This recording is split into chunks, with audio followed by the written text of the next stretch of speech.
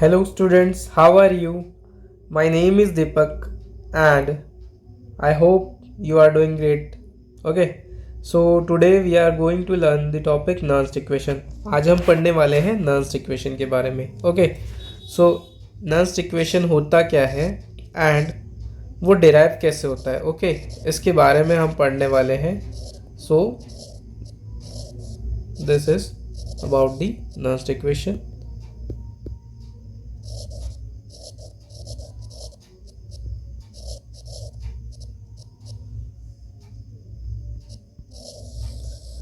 जैसे कि बेटा हमें पता है कि जो ईएमएफ ऑफ सेल होता है, ठीक है, ई नॉट ऑफ सेल, ये हमको पता है. ई नॉट ऑफ सेल क्या होता है? ई नॉट ऑफ सेल हमें पता है. ई नॉट ऑफ सेल जो होता है वो हमारा स्टैंडर्ड ईएमएफ ऑफ सेल होता है. क्या होता है? स्टैंडर्ड ईएमएफ होता है हमारे सेल का. Okay, standard EMF of cell, ठीक है. तो ये जो स्टैंडर्ड ईएमएफ है ये किस कंडीशन पे होता है? ये मुझे पता है किस कंडीशन पे होता है. ये होता है मेरा at pressure is equal to 1 bar. किस पे होता है बेटा? प्रेशर 1 बार पे, या फिर 1 ATM बोल सकता हूँ. टेम्परेचर होता है मेरा कितना? 298 केल्विन. और कॉन्सेंट्रेशन जो होता है मेरा वो कितना होता है बेटा? वो होता है 1 मोलर, है ना. तो जो ये नर्स्ट इक्वेशन के पहले हम ये जो ईएमएफ पढ़ने वाला है, स्टैंडर्ड ईएमएफ ऑफ सेल, ये किस पे होता है? एट 1 ATM या फिर 1 बार, और temperature 298 kelvin and concentration 1 molar. ये इस स्पेसिफिक चीज़ के लिए फिक्स्ड है ना. ये इस स्पेसिफिक चीज़ के लिए फिक्स्ड है, ई नॉट ऑफ सेल. लेकिन इफ अगर क्या हो जाए, if temperature is not equal to 298 Kelvin, concentration is not equal to 1 molar, and जो हमारा प्रेशर है वो भी इक्वल नहीं है 1 ATM के, तब की कंडीशन में. So at this condition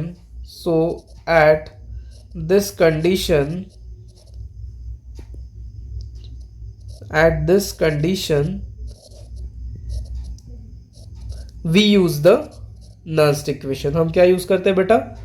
we use the Nernst equation. हम Nernst equation को यूज करते हैं. by using the Nernst equation, हम Nernst equation को यूज कर हमारा जो ई सेल है ना, ईएमएफ ऑफ सेल फाइंड कर सकते हैं. ठीक है, तो एट दिस कंडीशन हम उसको यूज करेंगे.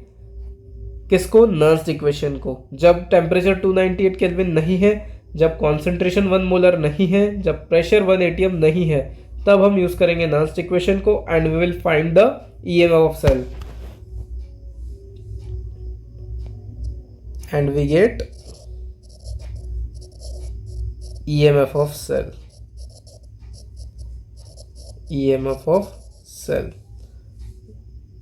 दैट इज क्या मिलेगा हमें? E cell. That is E cell, है ना. नॉट कब लगाते हैं बेटा? हम लगाते हैं फॉर स्टैंडर्ड कंडीशन के लिए हम नॉट लगाते हैं. ये जो नॉट है हम स्टैंडर्ड कंडीशन के लिए लगाते हैं. लेकिन जब स्टैंडर्ड कंडीशन नहीं है, जब प्रेशर टेम्परेचर हमारे इक्वल नहीं है, प्रेशर हमारा इक्वल नहीं है 1 ATM के, और टेम्परेचर हमारा इक्वल नहीं है 298 के, तब हम क्या यूज़ करेंगे? नॉर्मल ई सेल, है ना. तब हम क्या यूज़ करेंगे? नॉर्मल ई सेल यूज़ करेंगे. ओके, इज इट क्लियर बेटा? कोई दिक्कत? चलो, तो हम इसके आगे बढ़ते हैं कि अब ये जो नर्स्ट इक्वेशन है ये कहाँ से आया, हम इसको सॉल्व कैसे करेंगे, है ना. तो हम इसको सॉल्व कैसे करेंगे उसके लिए हम देखते हैं. ठीक है, सबसे पहले हम एक चीज़ समझ लेते हैं जो कि है रिएक्शन कोएफिशिएंट होता क्या है उसको देख लेते हैं. Reaction coefficient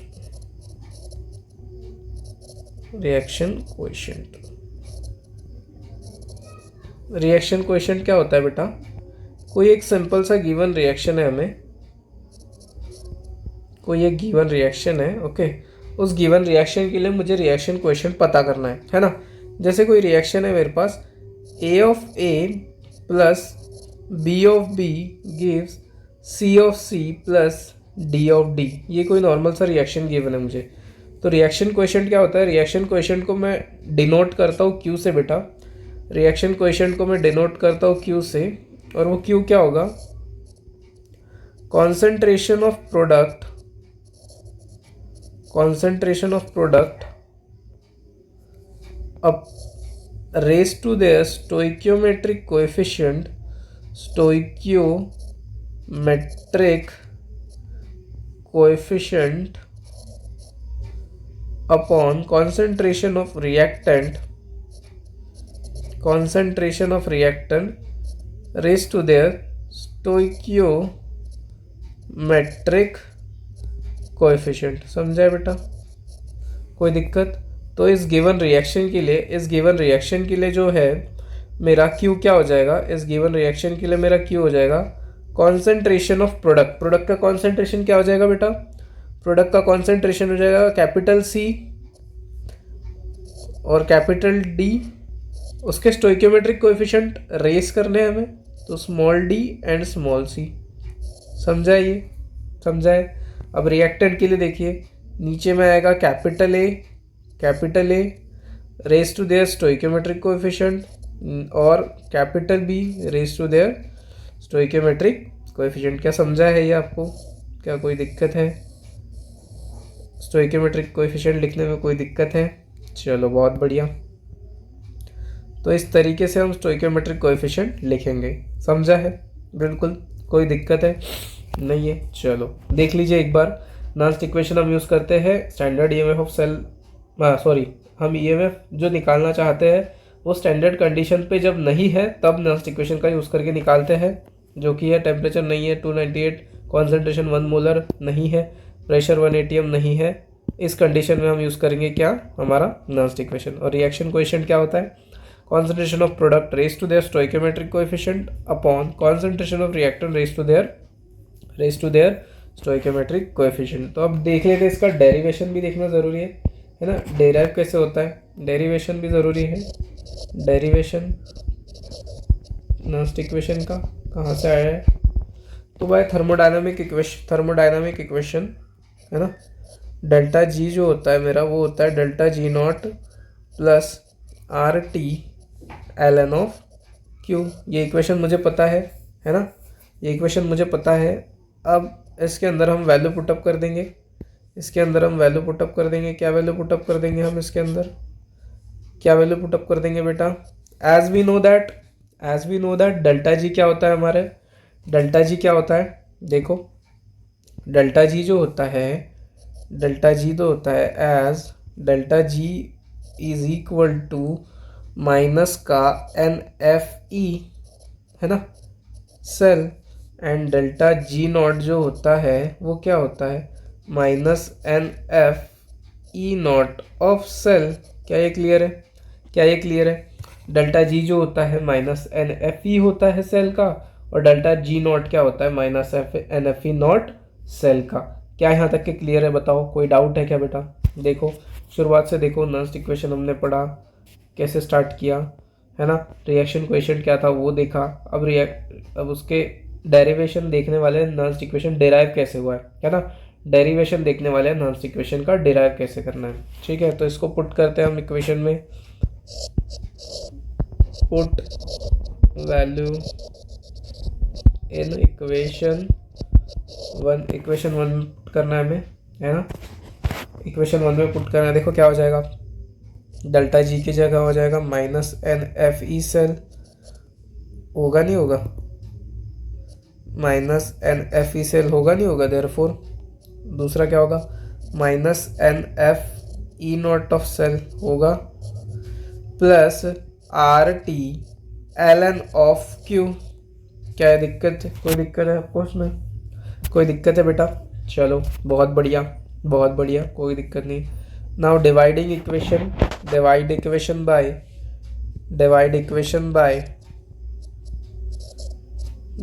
equation by minus N F. किससे डिवाइड करेंगे बेटा?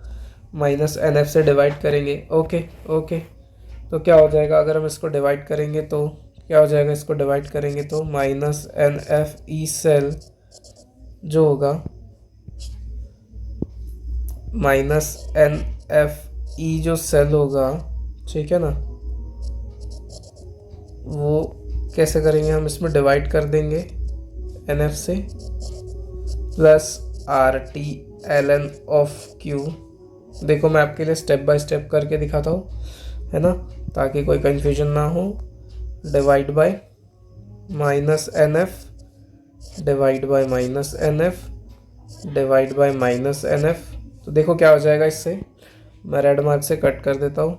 ये जो माइनस एन एफ है, माइनस एन एफ कैंसिल हो जाएगा, okay, minus N F cancel हो जाएगा। फाइनली बचेगा क्या मेरे पास, बचेगा क्या मेरे पास, ई सेल जो होगा बेटा, ई सेल जो होगा वो किसके इक्वल होगा, minus E not of cell के, minus E not of cell के, और ये जो माइनस सॉरी ई सेल जो होगा किसके इक्वल होगा बेटा, ई सेल जो होगा किसके इक्वल होगा, ये माइनस तो कैंसिल हो गया, ई सेल किसके इक्वल हो जाएगा, E not of cell minus R T by N F into L N of Q.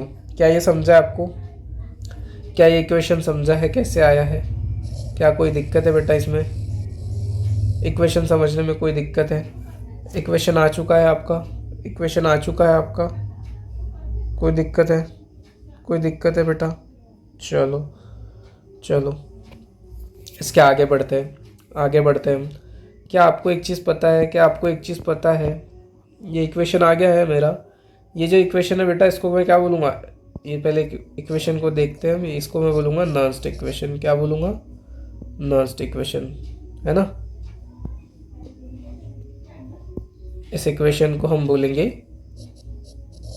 Nernst equation, है ना, यही होता है नर्स्ट इक्वेशन। और एक चीज़ मुझे आपको बतानी है कि आपको ये पता है कि ln ऑफ x जो होता है वो होता है 2.303 log ऑफ x के, है ना, ये बेस ex होता है, ये बेस 10x होता है।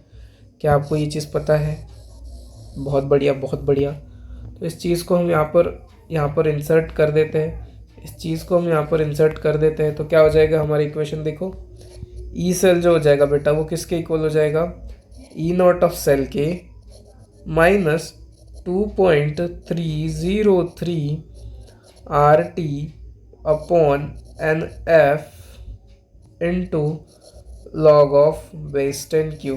क्या यहाँ तक के समझा है, क्या कोई दिक्कत है बेटा आपको इसमें, क्या कोई दिक्कत है, चलो बहुत बढ़िया, इसको हम बॉक्स में बंद कर देते हैं, इस इक्वेशन को हम बॉक्स में लिख देते हैं। क्या कोई दिक्कत है यहाँ तक के, नहीं है, बहुत बढ़िया बहुत बढ़िया। इसके बारे में अभी आप समझ चुके हैं। क्या आपको यहाँ तक के कोई डाउट है, क्या आपको कोई डाउट है, ठीक है। देखो इसमें एक कंडीशन मैं बताता हूँ, इसमें एक कंडीशन मैं आपको बताता हूँ। जब आपका टेम्परेचर जो है बेटा, जब आपका टेम्परेचर जो है वो बढ़ेगा, जब आपका टेम्परेचर बढ़ेगा, पहली कंडीशन में बता देता हूँ आपको क्या होगी। पहली कंडीशन कि जब आपका टेम्परेचर बढ़ेगा, है ना, या फिर ऐसा बोल सकते हो आप कि जब आपका Q जो है वो ग्रेटर देन 1 है, ठीक है, Q जो है ग्रेटर देन 1 है, ठीक है, Q जो है ग्रेटर देन 1 है, तो इसके साथ क्या हो रहा है, इसके साथ अगर टेम्परेचर जो है ज़्यादा है, टेम्परेचर जो है ज़्यादा है, सो हमारा जो ई जो सेल है, ई जो सेल है, ई सेल वो कम आएगा, ठीक है ना, ई सेल जो है वो कम आएगा, समझा है। और जब हमारा Q जो है लेस देन 1 है, Q जो है लेस देन 1 है और टेम्परेचर ज़्यादा है, टेम्परेचर ज़्यादा है, तो ई सेल जो है बेटा वो ज़्यादा आएगा, ई सेल जो है बेटा वो ज़्यादा आएगा, उसका वैल्यू में डिक्रीज यहाँ पे डिक्रीज दिखेगा ऊपर में, और ये सेकंड वाले केस में इंक्रीज दिखेगा, समझा है बेटा, समझा है बेटा। कोई डाउट है, कोई डाउट है, कोई परेशानी आपको इसमें नहीं है, चलो आगे बढ़ते हैं। आपको सारे टर्म्स का मतलब पता है, या फिर एक बार मैं लिख देता हूँ सारे टर्म्स क्या क्या इंडिकेट करते हैं, यहाँ पे मैं लिख देता हूँ। where E cell is equals to EMF of cell.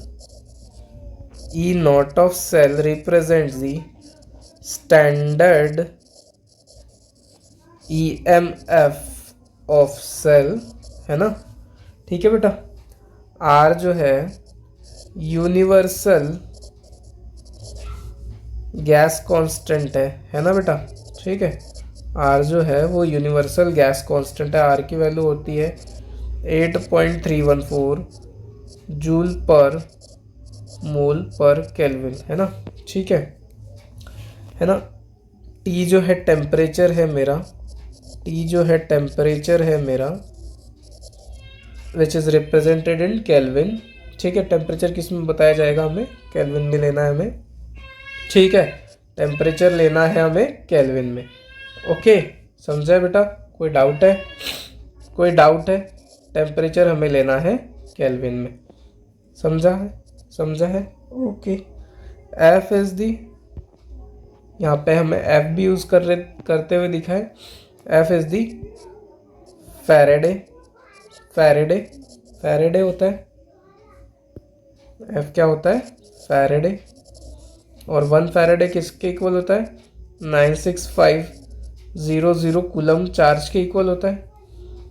N is the number of moles of electron exchanged, number of moles of electron जो एक्सचेंज हुए हैं आपके वो। ठीक है कि नहीं? N is the number of moles of electron exchange. Clear है बेटा? कोई दिक्कत? कोई दिक्कत? क्यू जो है मेरा वो रिएक्शन कोएफिशिएंट है। क्यू जो है रिएक्शन कोएफिशिएंट है। समझा है? कोई दिक्कत है इसमें? चलो बहुत बढ़िया, समझा है।